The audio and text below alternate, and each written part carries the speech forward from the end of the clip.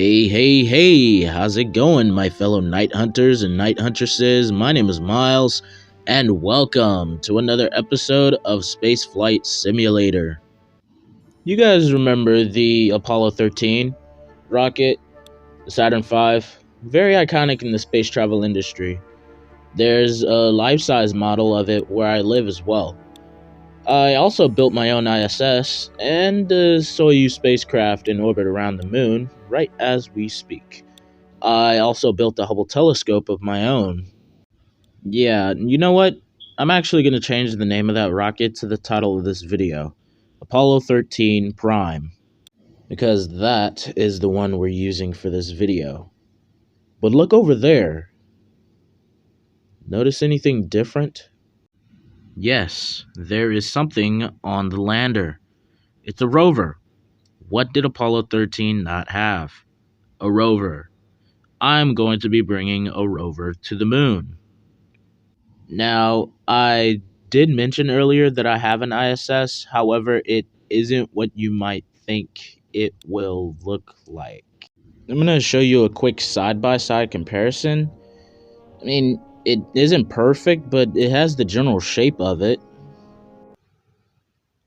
Now I'm going to launch it in 3, 2, 1. And we have liftoff. Liftoff is successful.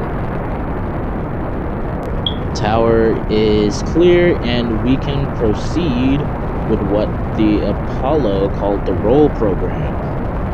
It's been about a minute since ignition and everything is nominal. Everything is good.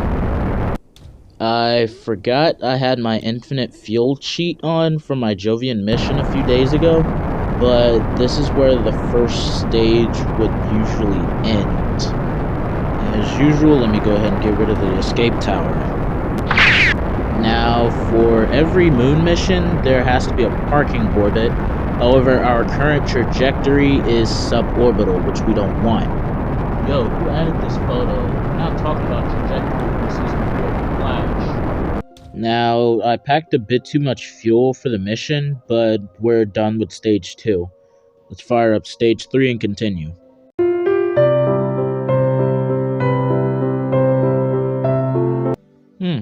Nothing like a little time-lapse can't fix, but we've reached our parking orbit and have managed to reach the transfer window. Most definitely didn't time warp here, just accelerated my gameplay.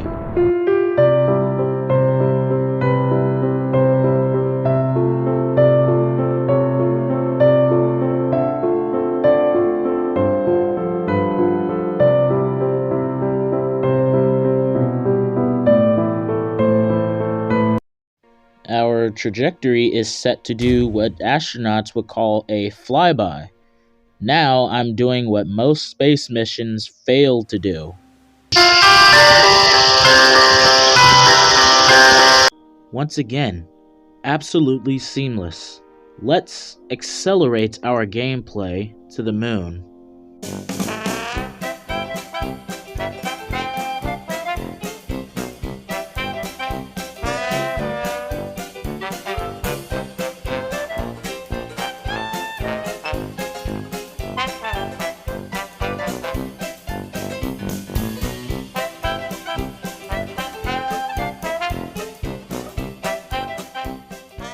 And just like Apollo 11, the Eagle has landed. Except this Eagle has a car attached to it, which we're going to deploy right now. I just realized that we're in a crater that's inside of a crater. Alright, the rover has now been launched, and we will most likely land in the other small crater that's inside the bigger one. And I apologize if my screen looks black and white. I don't know if that's my battery saver on or if there isn't anything with color around. Anyway, we have landed the rover. Let's go drive around with this.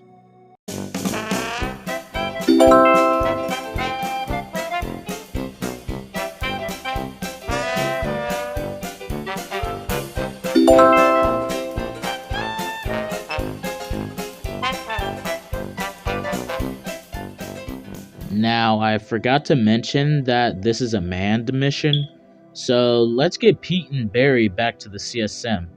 I also named our rover as Tracker because that's what NASA does, and also to let me know that I already landed here in case I wanted to come back to the moon. Let's go.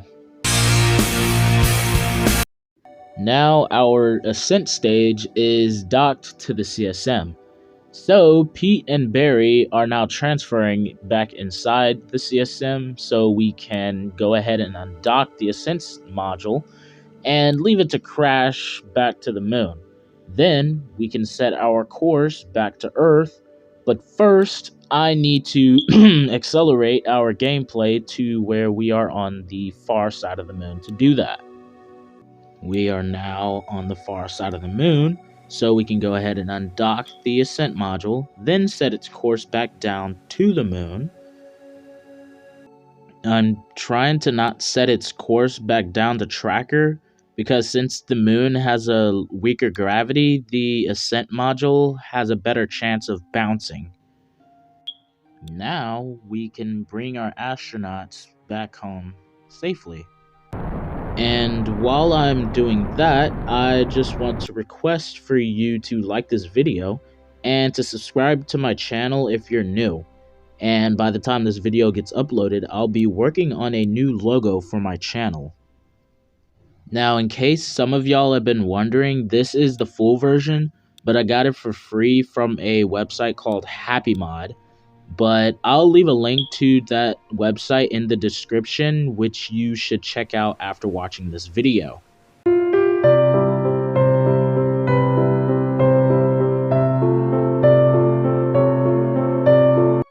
Course is now set, so we can now speed up time to a few more days later. Then we can transfer fuel from the service module to the capsule before detaching the service module in order to prepare it for re-entry. Service module detached, so now we can turn the capsule around and prepare the heat shield for re-entering the Kármán line. Before we re-enter its atmosphere, I just want to say that because of my schedule, I don't have enough time to post weekly. At most, I'll be able to post 3 times a month. Now let's get back to the video. Atmospheric re-entry is starting to heat up the heat shield a bit faster than normal, which is kind of concerning. I'm not gonna explain what that noise sounds like because I don't want to demonetize my channel like I almost did last time. And also, the camera shaking is kind of messing with my way of finding out the capsule is rotating, so I'm going to go ahead and disable it. Now, for some reason, the capsule rotates whenever I enter the atmosphere. I don't know why, but it's fairly dangerous, especially when I want my astronauts to return safely.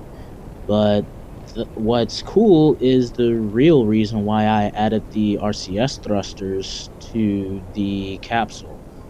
Whenever the capsule turns, the RCS thrusters are used to slow or even stop the rotating. Therefore, I use them to keep the capsule from rotating. Now the parachutes are going to be deployed. And I have 3 parachutes, which are a drogue parachute, the main chute, and the backup. Now I only deployed the drogue and the main parachute because I haven't really deployed the backup chute. I only use the backup in case the capsule is not decelerating fast enough. Parachutes are now fully deployed, and this will guarantee a safe landing. See, that's my drogue parachute, and then that's my main parachute.